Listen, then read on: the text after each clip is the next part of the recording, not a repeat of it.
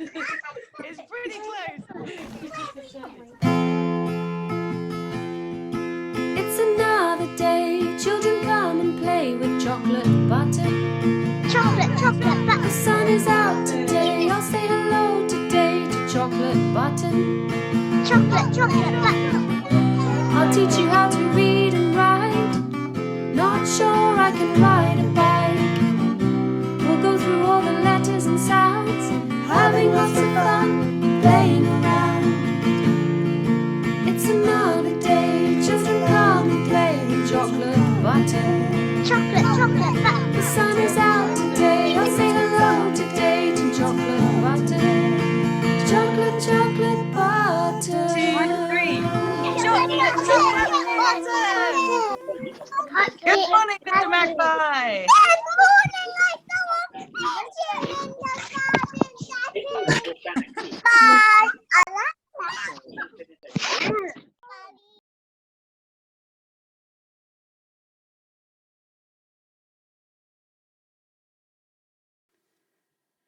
Hello and welcome to Story Time with Chocolate Button. It's so nice to see you all.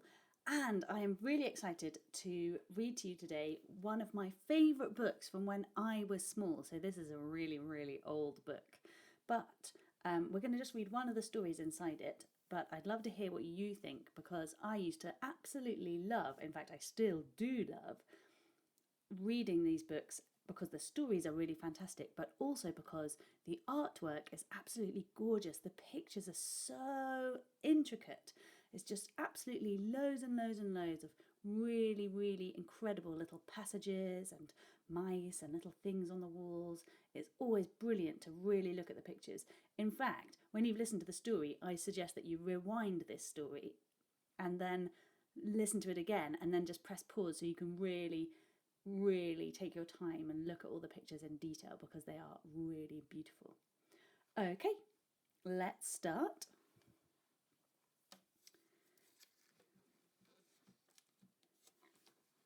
This is called The Brambly Hedge Treasury, containing the secret staircase and the high hills. And it's by Jill Barklam. And as you can see, here's the first picture. Just try and play with the light a bit. There you go, there's the first picture, and you can see there's just absolutely loads going on.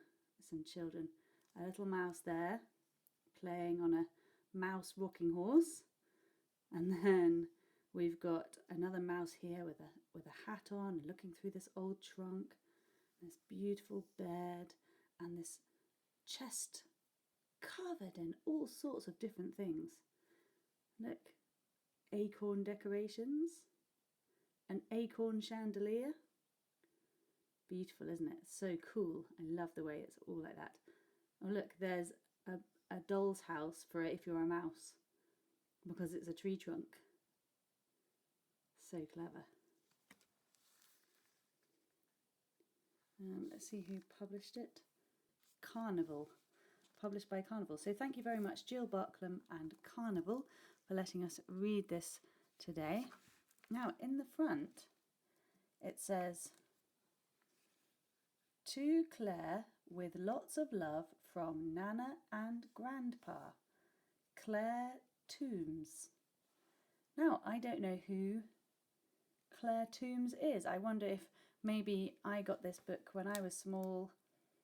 Perhaps I got it from a jumble sale, or from a second-hand store shop or something like that. And that's why I don't know who that is. But it'd be very cool to find out, wouldn't it? Look, there are some mice having some soup or tea, I think, by the looks of things, yes. And there's a little mouse playing a recorder.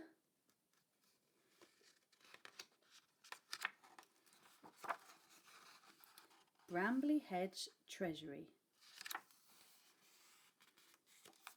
Brambly Hedge Treasury by Jill Barklam. Oh, look, they've got bunk beds. Look, so cool. They've got lots of pictures of flowers on the wall to help them to remember them. All the different types, look. and lots of drawings that they've done on the wall.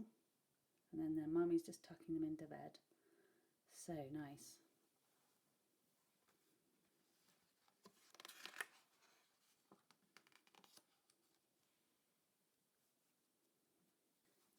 To the children who read this book. Before you hear about the time Primrose and Wilfred found a lost key to a secret place in the oak tree, and what happened to Wilfred when he was taken up to the high hills, I want to tell you a little about the Brambly Hedge mice and where and how they live. Ooh. Okay, so number 1 is Lord Woodmouse is the head of Brambly Hedge. He presides over functions and celebrations and knows all about the history of the hedge. So number 1 is this man here. This mouse here is called Lord Woodmouse. Number 2, Lady Daisy Woodmouse is the daughter of Mr. and Mrs. Apple. She lives with her husband, Lord Woodmouse, and her daughter, Primrose, at Old Oak Palace. So number 2 is here. So that's Lady Daisy Woodmouse. Primrose Woodmouse is an only child. Her best friend is Wilfred Toadflax, who lives at the edge of the hedge. So Primrose is number 3, and she is there. Okay, so that's number 3. That's Primrose, sorry. There's a Primrose in year 1, isn't there? I wonder if that's what Primrose would look like if she was a mouse. Number 4. Mr. Apple is warden of the store stump.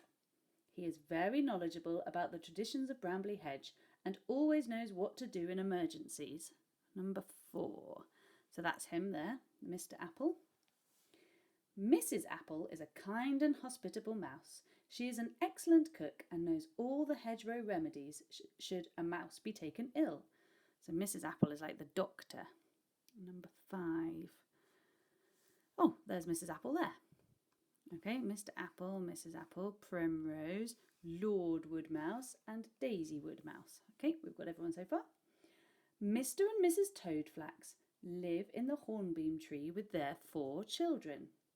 They are numbers 6 and 7.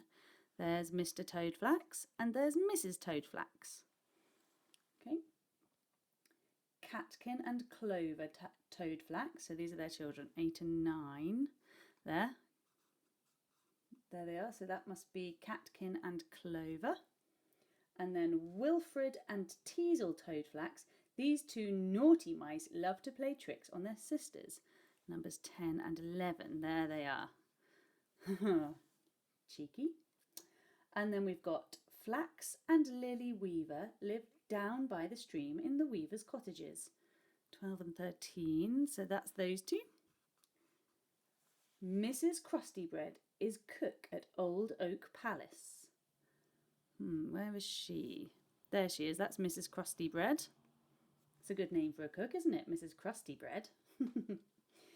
15. Poppy Eyebright manages the dairy, is engaged to be married to be... I beg your pardon. Poppy Eyebright manages the dairy. She is engaged to be married to Dusty Dogwood. Number 15. So there's Poppy Eyebright. And then presumably this is Dusty Dogwood. Yes, it is. So there's Dusty. So those 2 are going to be married. He's Dusty Dogwood and he makes all the flour for Brambly Hedge.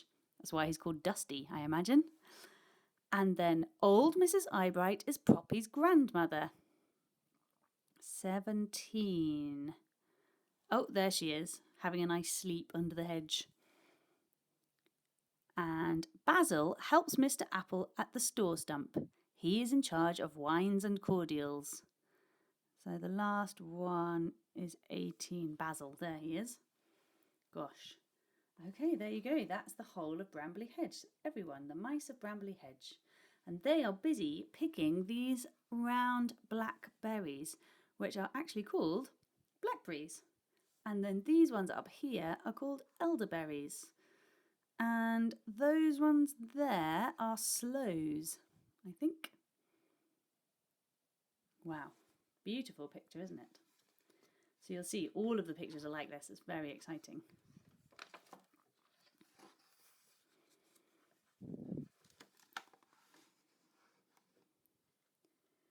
Brambly hedge runs along the edge of a cornfield.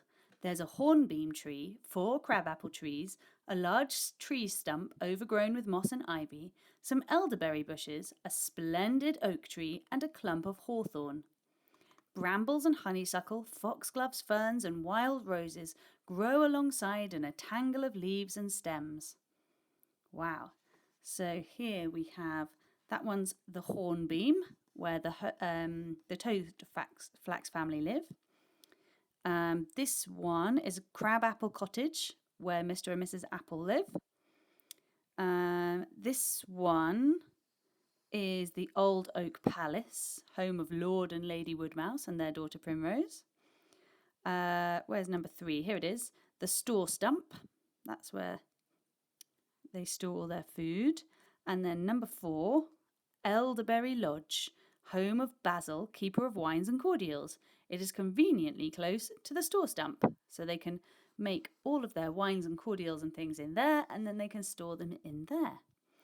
Number 6 is a hawthorn, which is there, which are kind of spiky plants, trees. Hawthorn Rise, home of old Mrs. Eyebright. And then we have the dairy stump, where Poppy Eyebright makes her cheeses in there.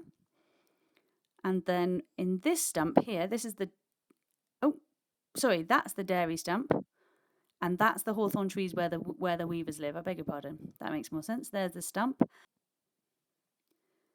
The flour mill is over here. And over here is where the old vole's hole. And obviously this is a cornfield. Okay. The mice have their houses in the roots and trunks of the trees, and if you look very hard next time you are out walking in the country, you may be lucky enough to catch a glimpse of a small window, or through an open door a steep flight of stairs. If you do, you'll know that you have found Brambly Hedge. Don't tell anyone where it is, will you? The mice are shy and would not want to be disturbed. There's the little door. 2 little doors. The mice have lived in Brambly Hedge for generations. There has always been a Lord Woodmouse at Old Oak Palace, and provisions for the community have always been kept in the store stump next to Crabapple Cottage. During spring and summer, the mice gather herbs, fruits, and berries from the hedge, and in the autumn they scour the fields and the woods for mushrooms, seeds, and nuts. In the kitchens, mice busily prepare delicious jams, jellies, and preserves for the cold winter ahead, and make soups and biscuits, cakes and cordials for the many feasts and celebrations that punctuate the year. The mice are lucky, for they can find nearly everything they need in the hedge or fields beyond. The stream provides power for the dairy and the flour mill, and once a year a cargo of salt is brought up from the sea by boat and safely stored in the stump.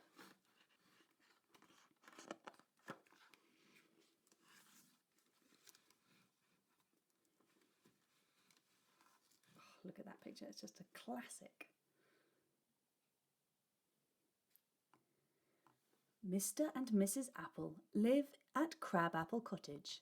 They have a large kitchen and a sitting room, a cellar, a storeroom, a laundry, 2 bedrooms, and a bathroom with hot running water. Can you see them all in the picture?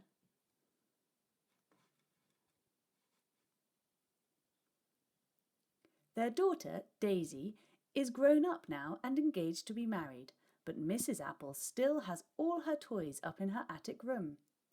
At the end of the day, when Mr. Apple gets back from the store stump, he likes to sit by the fire and enjoy a slice of Mrs. Apple's special chestnut cake. Look, there's Mrs. Apple with her chestnut cake and tea.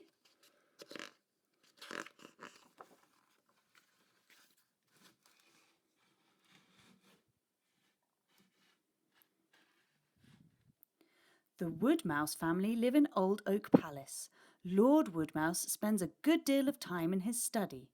He is writing a history of Brambly Hedge.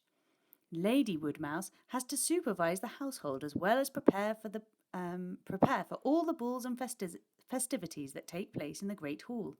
She is an artist too. She is painting a record of the hedge through the seasons, and Lord Woodmouse will use her pictures to illustrate his book. What a lovely idea.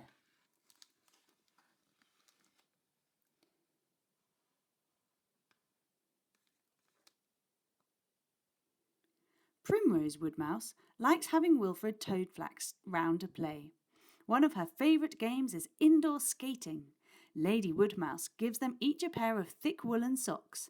They put them on, dip their paws in beeswax, and glide in unison over the floors until they gleam like conkers. Wilfred lives in the hornbeam tree at the end of the hedge. Mr. Toadflax, his father, is happiest sitting at the front door, watching the world go by, leaving Mrs. Toadflax to keep the children in order.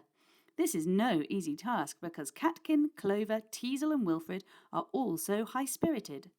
For his last birthday, Wilfred was given a catapult and a pea shooter, and now he and Teasel take great delight in leaning out of the nursery window to take aim at Mrs. Apple's washing hanging on the line next door. Oh dear.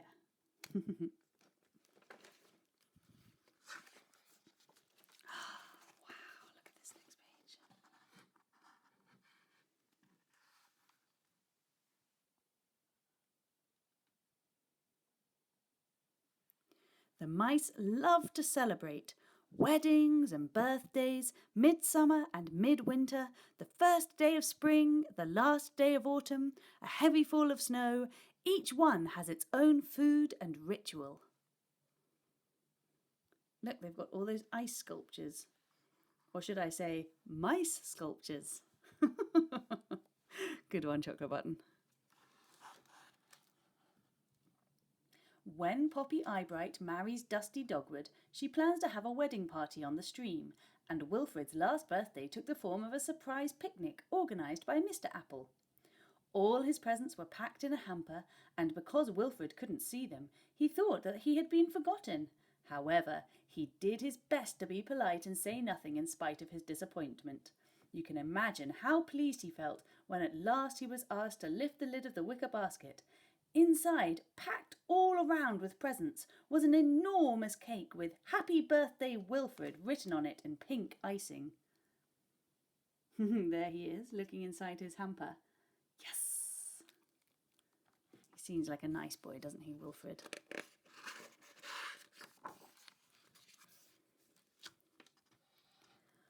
Wilfred and Primrose have been friends since they were little, and they have had a lot of adventures together. One of the most exciting was the time they went exploring on Midwinter's Eve. Let me tell you about it. And then there's that ellipsis. Dum, dum, dum. And then there's her signature. Jill Barklam. So here's the story. The Secret Staircase. No, Wilfred and Primrose.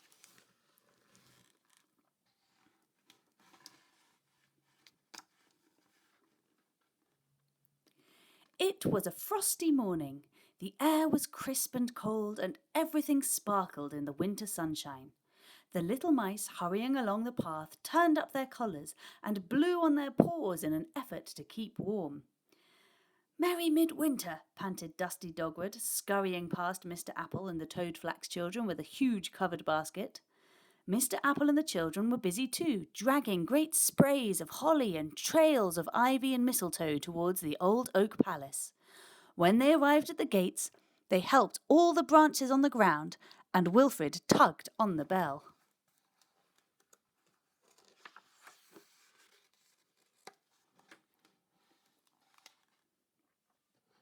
Wow, look at that palace. It's amazing.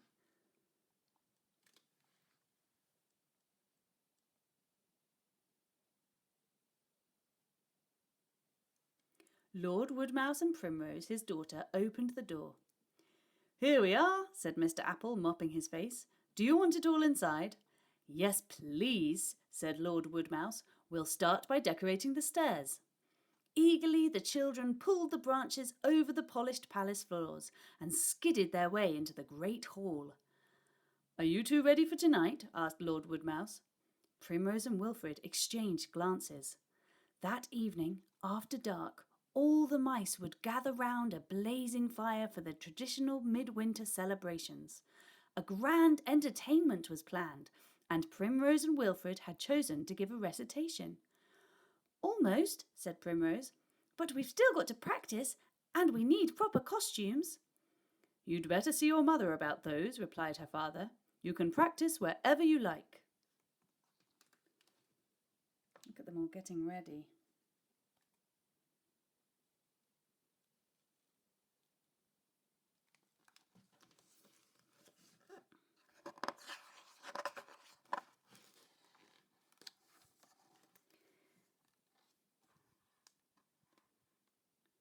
Leaving Clover, Catkin and Teasel to go back to the wood with Mr. Apple, Primrose and Wilfred took themselves off to a corner of a hall and began to go through their lines.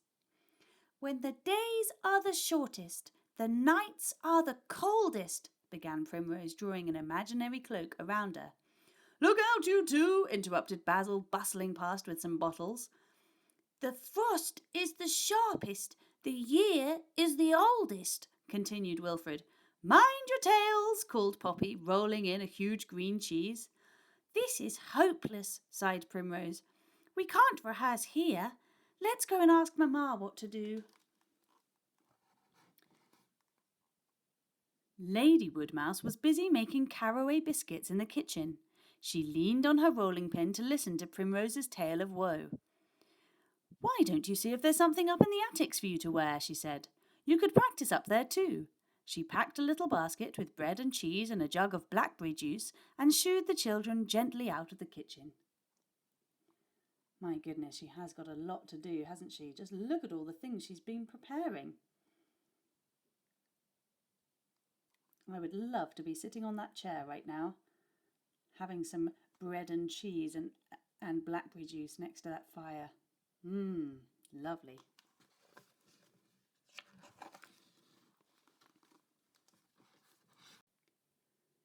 There were a great many attic rooms at the top of Old Oak Palace. Lady Woodmouse used them to tidy away things that might come in useful. Baby's blankets and rolls of lace, boxes of buttons, stacks of books, broken toys, patchwork quilts, pudding cloths and old saucepans were all crammed together, higgledy-piggledy on the shelves. Primrose and Wilfred went from room to room looking for a suitable spot for their rehearsal. They ended up in a crowded storeroom at the end of a passage, but it was difficult to concentrate on practicing. There were so many things to look at. Standing on tiptoe, Primrose reached inside the drawer of an old wooden dresser. In it she found some bundles of letters tied up in pink ribbon, but she couldn't read the writing, and as it's rude to read other people's letters, she put them back. As she did so, she caught sight of a small key which had slipped down at the side of the drawer.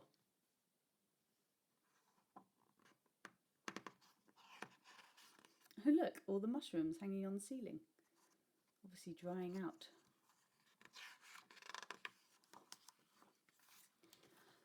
Look at this, Wilfred, she cried excitedly.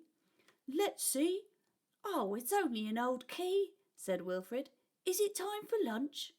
Primrose said nothing, but she slipped the key into her pinafore pocket before setting out their picnic on the floor. Do you think this would make a cloak? Said Wilfred, his mouth full of bread and cheese. He had seized the end of a long green curtain and was winding himself up in it. As he turned towards Primrose, he caught sight of a small door hidden behind its folds. Where does this go to, Primrose? He asked. I don't know, replied Primrose, scrambling over some boxes. Does it open? Wilfred pushed. The door was locked. He peeped through the keyhole and saw another flight of stairs on the other side of the door. It's no good, he said disappointedly. We can't get in. If there's a keyhole, there must be a key, said Primrose, and I think I have it right here. She reached inside her pinafore pocket and handed the little key to Wilfred. He tried it in the lock. It fitted perfectly, and the door swung open. Oh my goodness.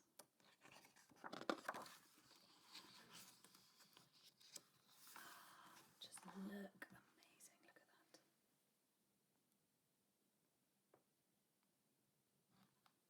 They found themselves in a dark panelled hall at the foot of a long winding staircase.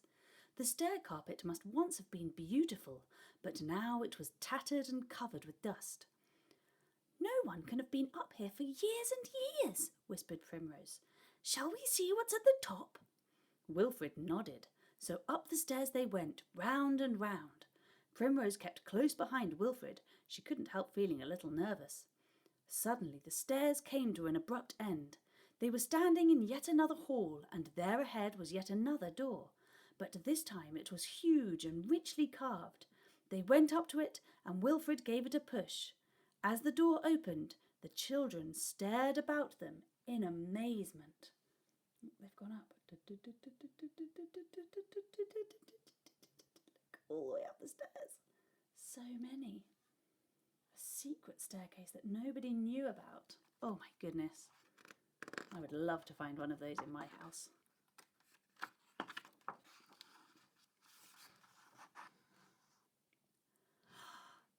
They were standing in the most magnificent room.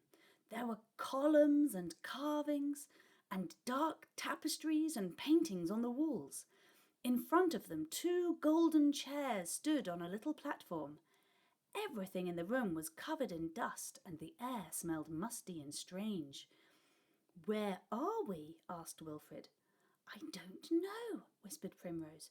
"I've never been here before." They tiptoed across the floor, leaving footprints as they left. "Maybe your ancestors lived here in the olden days, Primrose," said Wilfred, gazing at an imposing portrait. "Let's clean it all up and have it as our house," said Primrose. "We could keep it a secret and come up here to play."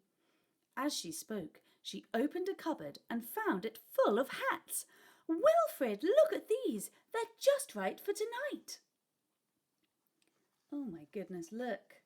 The 2 fancy chairs, the thrones. Imagine. Oh look, and all the tapestries on the walls. And here we have some portraits of people, rich mice I should say. Oh look, some mice armour.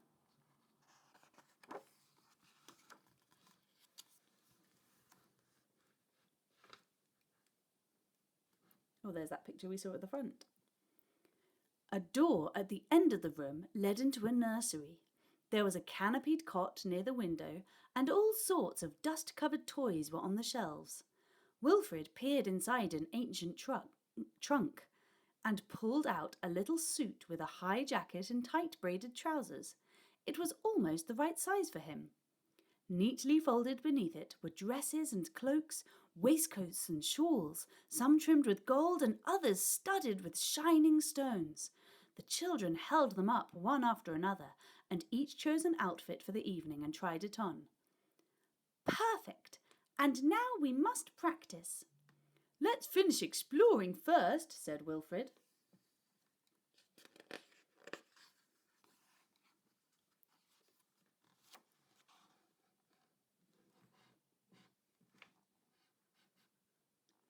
They seemed to be in a whole suite of rooms. There was a dining room, a butler's pantry, a small kitchen, and several other bedrooms. The bathroom was particularly grand, with tiled floor and high windows. Wilfred rubbed a mirror clean and made faces at himself, whilst Primrose leaned over the side of the bath to try the taps. No water came out. "When the days are the shortest, the nights are the coldest," she recited. Her voice sounded loud and echoey. Wilfred joined in, and they went through their lines again and again until they were word perfect. Outside, the red sun was sinking low in the frosty air, and the bathroom was filled with shadows.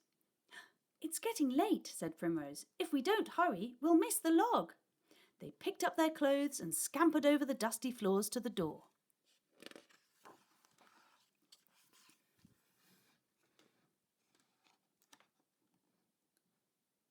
Down the stairs they ran, round and round, down and down, till they found themselves back in the storeroom. They locked the door with a little key and replaced it in the drawer. Then they crept along the corridors to Primrose's room, taking care to keep out of sight. Oh my goodness, can you see where they are? I don't think I can. Have a look.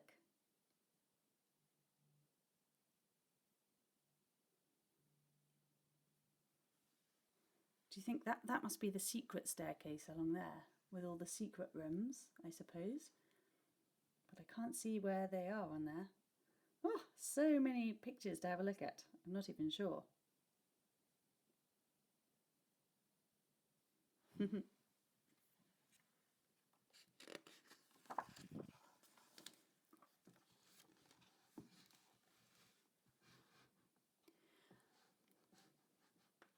Primrose opened her window.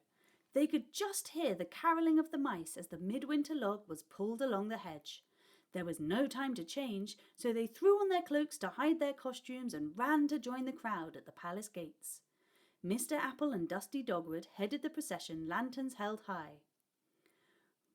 Roast the chestnuts, heat the wine, pass the cups along the line. Gather round, the log burns bright, it's warm as toast inside tonight. Sang the mice as the log came into view. Teasel, Clover and Catkin were perched on the huge branch, and it was dragged up to the palace gates. Primrose and Wilfred scrambled up behind. Oh look, there's Primrose and Wilfred joining the end of the line. Look, so they're pulling a big log inside. Wow. So this is the outside of the picture that we just saw, where we saw the inside. Look, there's the inside of this old oak tree. And then there's the outside of the oak tree.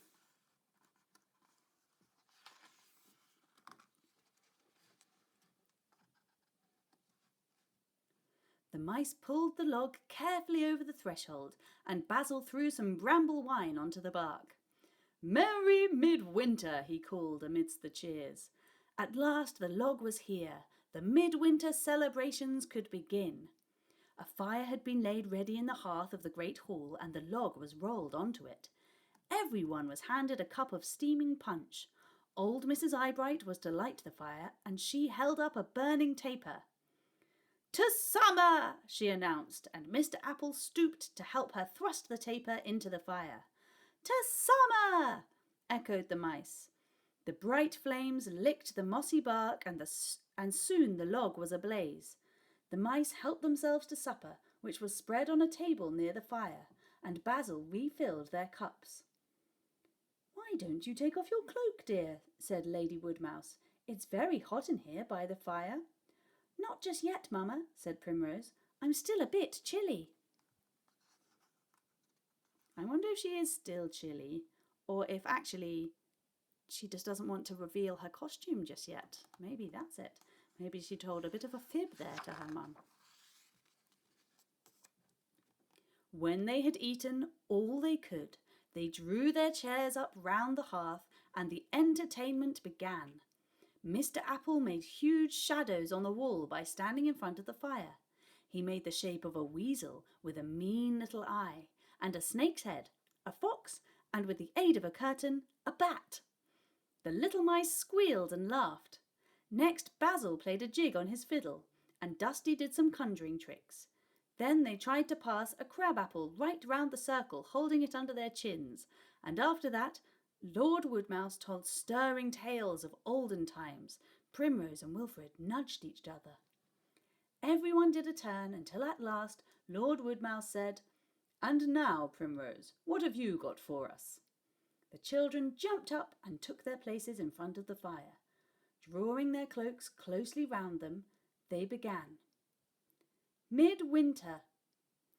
When the days are the shortest, the nights are the coldest, the frost is the sharpest, the year is the oldest, the sun is the weakest, the wind is the hardest, the snow is the deepest, the skies are the darkest. Then polish your whiskers and tidy your nest, and dress in your richest and finest and best. For winter has brought you the worst it can bring, and now it will give you the promise of spring. Primrose and Wilfred threw off their cloaks and donned their hats with a flourish. The audience gasped to see the beautiful clothes which sparkled in the firelight, and then clapped and cheered louder than ever. The applause went on for so long that Lord Woodmouse had to ask them to do it all over again. Oh my goodness.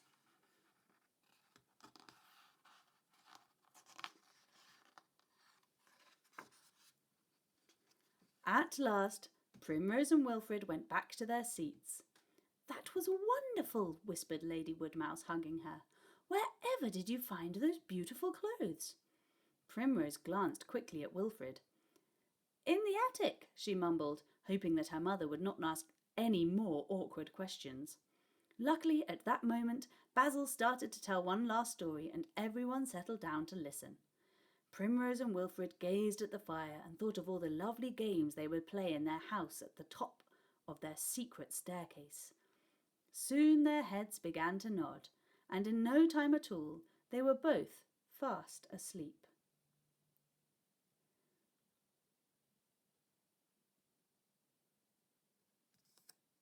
And then that is the end of that story.